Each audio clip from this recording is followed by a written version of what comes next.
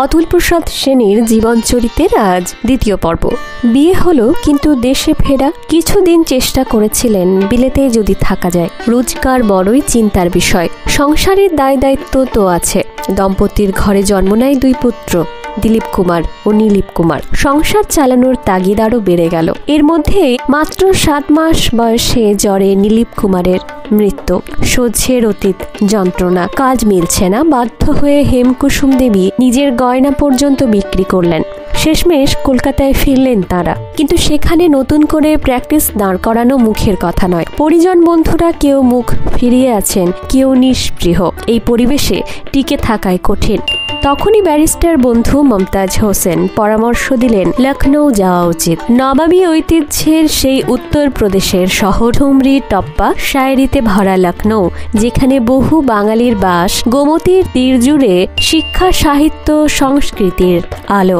লখনৌ গুণীর মর্যাদা রাখে, মানের মান দেয়। অতুল প্রসাদ সেখানে পৌঁছতেই কয়েকজন বন্ধু সাহায্যের হাত বাড়ালেন। লখনৌ বার অ্যাসোসিয়েশনের সদস্য হলেন এবং সেখানেই কোর্টে প্র্যাকটিস শুরু করলেন। নতুন জীবনের সূচনা। অতুল প্রসাদ সেন উর্দু শেখার পাশাপাশি শহরের সম্মানীয় বিদ্বজনদের সঙ্গে গড়ে তুললেন ঘনিষ্ঠতা। তার প্রিয় দর্শন, স্বভাব, সহজ হাসি দ্রুতই সবাইকে আপন করে নিল। কোর্টে তিনি দক্ষতার সঙ্গে সামলাতেন তালুকদারি ও শরিকি বিবাদের জটিল মামলা। আর সাহিত্য সংস্কৃতির পরিসরেও হয়ে উঠলেন সক্রিয় উপস্থিতি। কলকাতায় যে জীবন চেয়েছিলেন তিনি, তার পরিপূর্ণতা যেন লখনৌতেই খুঁজে পেলেন।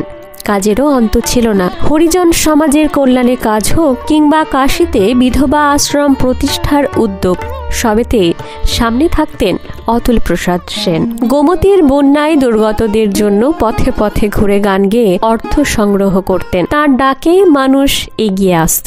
একবার লখনৌয়ে হিন্দু মুসলমান দাঙ্গা লেগে গেলে, রাজপথে যখন উন্মত্ততা, একে অপরকে আঘাত করছে 2 পক্ষ, সেখানে ছুটে গিয়ে বুঝিয়ে বলেছিলেন কোথাও গভীর ভুল হচ্ছে, এ পথে চলা উচিত নয়। রাতে ফিরে কলম তুলে নিলেন, লিখলেন শক্ত উচ্চারণে। গানই ছিল তার প্রাণ। কর্মব্যস্ততার ভিড়েও নিজের জন্য না হোক, গানের জন্য সময় তিনি রেখেছেন বরাবর। দিলীপ কুমার রায় লিখেছেন, আমাদের আগেকার যুগে ভক্তির গানে ফুলের মতো ফুটে উঠছিলেন 4 জন কবি: দ্বিজেন্দ্রলাল, রবীন্দ্রনাথ, রজনীকান্ত ও অতুল প্রসাদ। এদের মধ্যে অতুল প্রসাদ সর্বকনিষ্ঠ তথা অলংকৃত কবি। তার গান শুনতে শুনতে মনে হয় দৈনন্দিন জীবনযাপনের ভেতর দিয়েই যেন একটি সরল উচ্ছ্বাসী কবি হৃদয় তার আনন্দ, বেদনা, আশা, নিরাশার কথা বলে চলেছে।